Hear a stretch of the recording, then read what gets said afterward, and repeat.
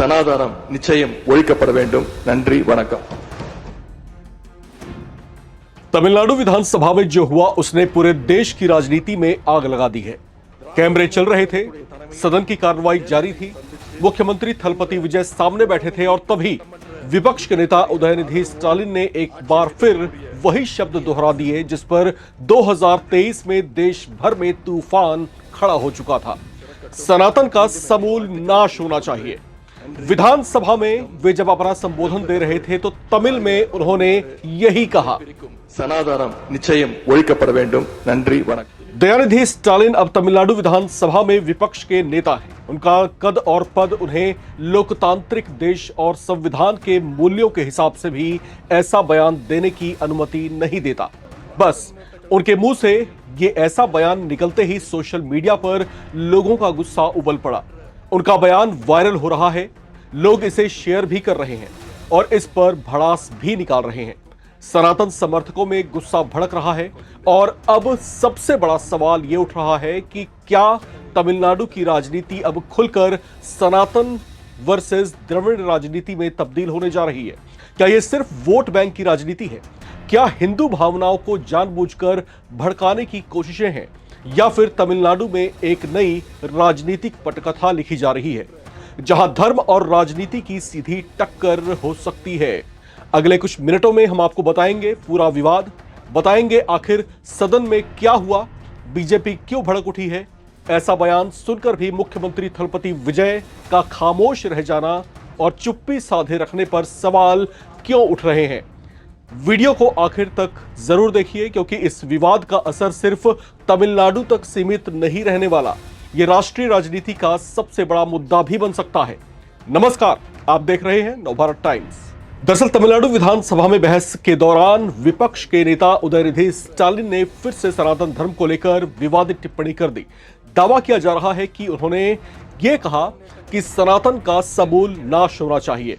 खास बात यह रही कि उस समय मुख्यमंत्री विजय उनके ठीक सामने बैठे हुए थे, टुकुर टुकुर ताक रहे थे और सनातन के विनाश की बात सुनकर भी मौन धारण किए हुए थे।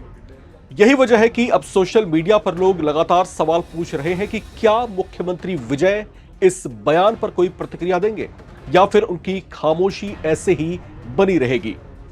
अब आपको 2023 की वो घटना भी याद दिला देते हैं जिसने पूरे देश में राजनीतिक भूचाल ला दिया था।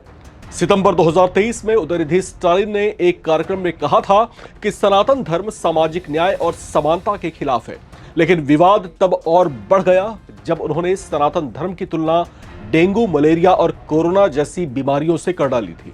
उन्होंने कहा था कि सनातन का सिर्फ विरोध नहीं बल्कि उसे खत्म कर देना चाहिए।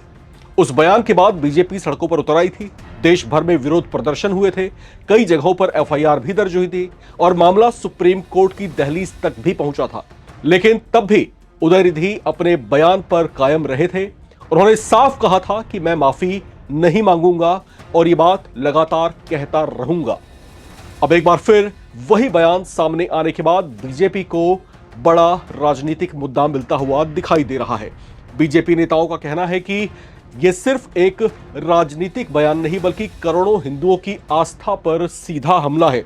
अब इसे लेकर के जो है भारतीय जनता पार्टी के नेता हैं बीएल संतोष, उनकी तरफ से एक बड़ा स्टेटमेंट आया है। बीएल संतोष ने कहा है कि जिस तरह की बयानबाजी कभी अलेक्जेंडर ने नहीं की, कभी गौरी गजनी और खिलजी ने नहीं की, जो बात कभी ब्रिटिश हुकूमत में नहीं कही गई, वो बात एक स्वतंत्र देश में, एक लोकतांत्रिक देश में जहां पर हमारा संविधान हमको समतामूलक समाज स्थापित करने का मार्गदर्शन देता है, वहां पर एक ऐसा शख्स जो सक्रिय राजनीति का हिस्सा है, जो विपक्ष का अंग है, वो अगर इस तरह का स्टेटमेंट देता है तो इसे कतई स्वीकार नहीं किया जा सकता। बहरहाल विरोध के सुर अब उठने लगे हैं। इसके अलावा सोशल मीडिया पर हैश सनातन इंसल्ट फिर से ट्रेंड करने लगा है। कई हिंदू संगठनों ने भी उदयनिधि स्टालिन के खिलाफ कार्रवाई की मांग शुरू कर दी है। दूसरी तरफ डीएमके और उनके समर्थक लगातार ये दलील देते रहे हैं कि उनका विरोध सनातन व्यवस्था से है, न कि धर्म से। उनका कहना है कि वे सामाजिक भेदभाव और जातिगत व्यवस्था के खिलाफ बोलते रहेंगे। लेकिन सवाल यही है कि अगर बात सिर्फ सामाजिक व्यवस्था की है तो फिर बार बार सनातन खत्म करो जैसे शब्दों का इस्तेमाल क्यों किया जाता है? यही मुद्दा अब राजनीतिक बहस का केंद्र बन चुका है। सबसे दिलचस्प बात इस पूरे विवाद में मुख्यमंत्री विजय की भूमिका को लेकर भी हो रही है, क्योंकि अब तमिलनाडु की राजनीति में विजय एक बड़े चेहरे के तौर पर उभरे हैं।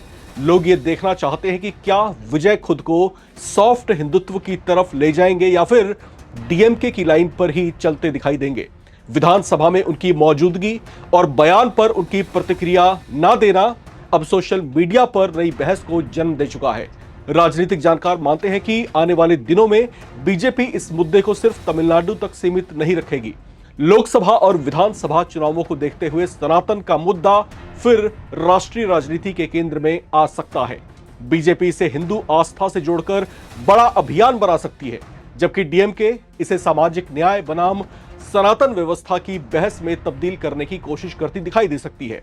लेकिन सबसे बड़ा सवाल अब यही है कि क्या बार बार ऐसे बयान देना सिर्फ राजनीतिक रणनीति है? क्या ये वोट बैंक की राजनीति है या फिर तमिलनाडु में एक नई वैचारिक लड़ाई की शुरुआत हो चुकी है? आपकी इस पूरे विवाद पर क्या राय है? क्या उदयनिधि स्टालिन का बयान सही है या फिर यह करोड़ों लोगों की आस्था का अपमान है? कमेंट करके अपनी राय जरूर शेयर करें। देखते रहें नवभारत टाइम्स।